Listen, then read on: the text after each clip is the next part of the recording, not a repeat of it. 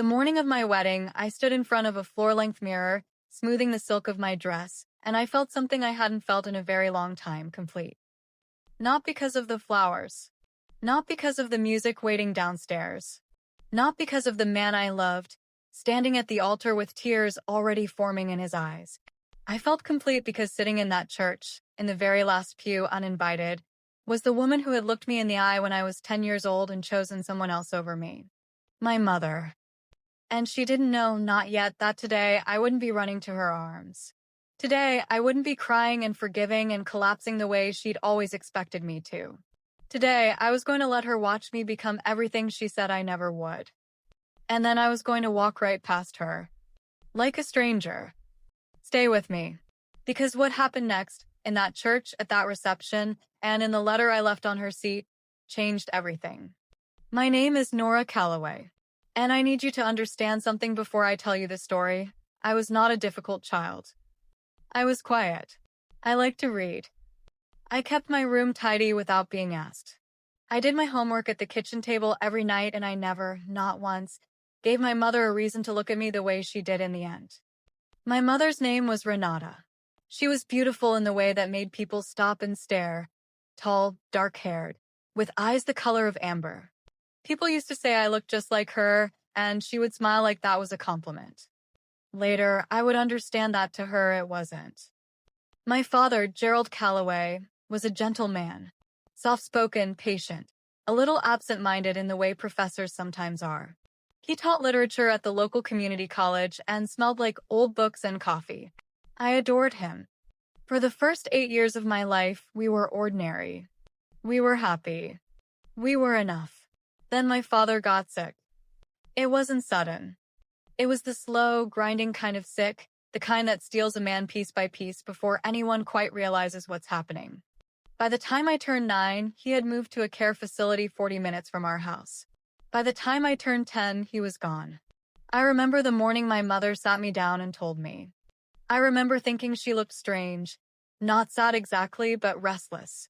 Like something inside her was already moving on. I held her hand. I said, "It's okay, Mama. We have each other." She patted my hand the way you'd pat the hand of a child you didn't quite know what to do with. And she said, "Yes, sweetheart. We do." But even then, I felt it, the distance.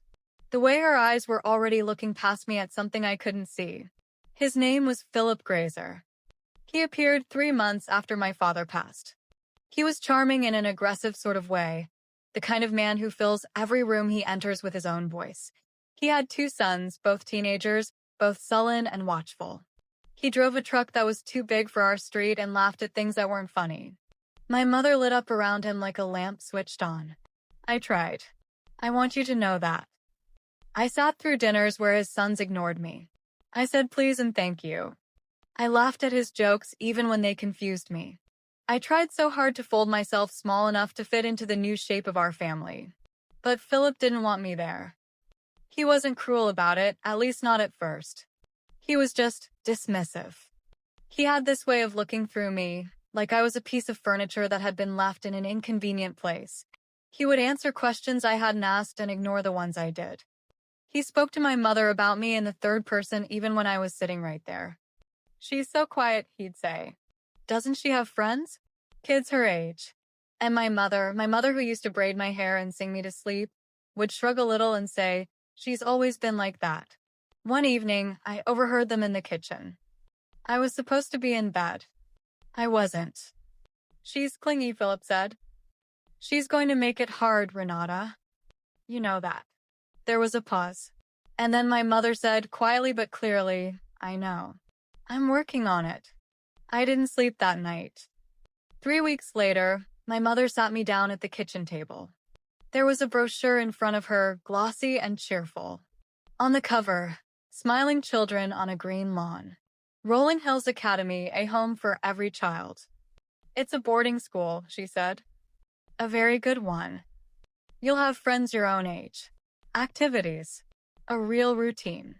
I stared at the brochure. My hands had gone cold. "You're sending me away," I said. "I'm giving you an opportunity," she said. "Because of Philip." She didn't answer. She just pressed her lips together and folded her hands on the table like she was waiting for me to understand something she didn't have the words to explain. I was 10 years old. I looked at my mother across that kitchen table and I understood one thing very clearly. She had made her choice. Rolling Hills Academy was not the cheerful green lawn on the brochure. It was a big, drafty building in rural Pennsylvania with linoleum floors and radiators that clanged in the middle of the night. The food was bland. The showers were cold more often than not. The other children had stories like mine, a collection of discarded and displaced kids who had learned to build walls before they'd learned to drive. I cried every night for the first month. After that, I stopped. I threw myself into everything I could find. Books first, always books, because my father had given me that. Then academics. Then, by the time I was 12, writing. I started keeping journals, filling composition notebooks with observations and stories and questions that had no answers yet. My social worker was a woman named Darlene Webb. She had silver-streaked hair and no-nonsense glasses, and she brought me a paperback novel on the first Friday of every month without fail. She was the first adult in years to look at me like I was a full person and not an inconvenience. "What do you want to be?" she asked me once. I was 12. "A journalist," I said. It had come out before I'd even fully decided it. She nodded, very seriously. "Then you'd better get good at asking the questions nobody wants to answer." I never forgot that. My mother sent cards at Christmas and on my birthday. They were always signed, "Love, Mom," the word love printed and not written like she was filling out a form. Sometimes there was a $20 bill tucked inside. I used the money to buy more notebooks. I never wrote back. She called twice a year. I spoke to her in short sentences, carefully, the way you speak to someone you've decided is not safe. "Are you happy there?" she'd ask. "I'm fine," I'd say. "Philip and I." "Mom," I'd say. "I have to go." And she'd let me. Every time. She'd let me go because it was easier, and easier had always been what Renata Calloway Grazer chose. I graduated high school with honors at 17. I won a full scholarship to Northwestern University. When the letter came, I sat with it for a long time, in the common room at Rolling Hills, by a window that looked out over the yard where I'd learned to stop crying, and I thought of my father. I thought of his coffee smell and his slow, patient voice. I thought about how proud he would have been. I didn't call my mother. Northwestern was the first place in years that felt like mine. I was not the most glamorous student. I didn't go to every party or join every club. I was the one in the corner of the library at midnight with 3 cups of cold coffee and a thesis draft covered in red pen marks. I was the one who asked too many questions in seminar and stayed after class to argue with professors who appreciated being argued with.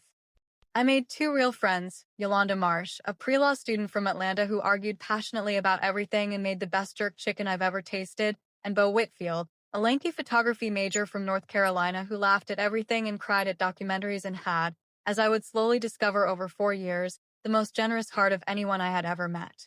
Bo and I were not romantic at first. We were just close, the kind of close that sneaks up on you. Study partners, then dinner companions, then the people each other called when something good or bad happened. By junior year, we had figured out what everyone else around us had apparently already known, that we were in love. He was not flashy about it. He just showed up. Consistently, quietly, completely. He learned how I take my coffee. He read everything I wrote, all of it, including the messy drafts, and told me the truth about what wasn't working. He held my hand during a thunderstorm one April night when I told him, for the first time out loud, what had happened when I was 10. He didn't say anything for a long time after I finished. Then he said, "She has no idea who she lost." I graduated with a journalism degree and a job offer from a mid-sized investigative outlet in Chicago. I started as a staff writer, moved to senior correspondent within 3 years, and at 27, I had a byline on a story that won a regional press award. I was not famous. I was not wealthy. But I had built something real, from nothing, from scratch, from the inside out. And I had Bo. He proposed on a Tuesday, not on a vacation or at a fancy restaurant, but on the floor of our apartment, surrounded by takeout containers and half-unpacked boxes, because we had just moved in together and neither of us could find the plates. He had the ring in his jacket pocket because he'd been carrying it for 2 weeks, waiting for what he called the right Tuesday. I said yes before he finished the sentence. Planning a wedding is, among other things, a reckoning. You make a list of everyone you want in the room when you take the most important vow of your life.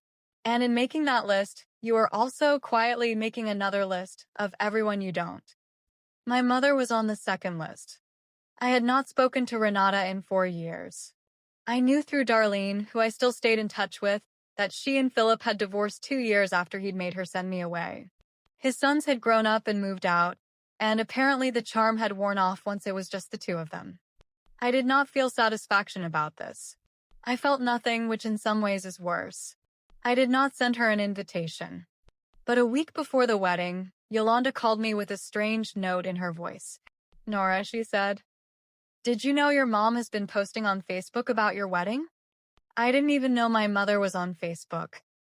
Apparently, she had found out through a mutual acquaintance, one of those distant relative types who appears at funerals and holiday parties and knows everyone's business. She had posted a photo of a dress she'd bought, cream-colored, elegant, with the caption, "So excited for my daughter's big day." I sat with that information for a long time. I talked to Beau. I talked to Yolanda. I talked to myself mostly at 2 in the morning while the rest of the apartment slept. And then I made a decision. I did not call her.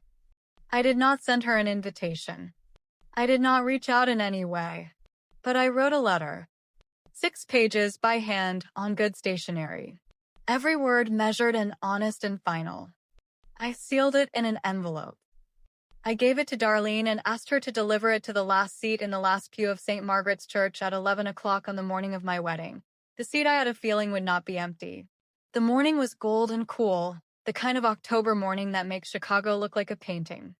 I stood in front of the mirror in the bridal suite, and Yolanda was doing my hair, and Darlene was sitting in the corner looking the way she always looked, steady and knowing and a little fierce. And I was calm. I was genuinely, deeply calm. "You sure about this?" Yolanda asked. She had known me long enough to understand the weight of what was about to happen. "Yes," I said. "She might cause a scene." "She won't," I said. "She's not dramatic. She's just absent. She'll sit there and watch and think it counts as being there." Darlene made a small sound from the corner. "I delivered it," she said. She was already in the pew. I closed my eyes, took a breath. "Good," I said.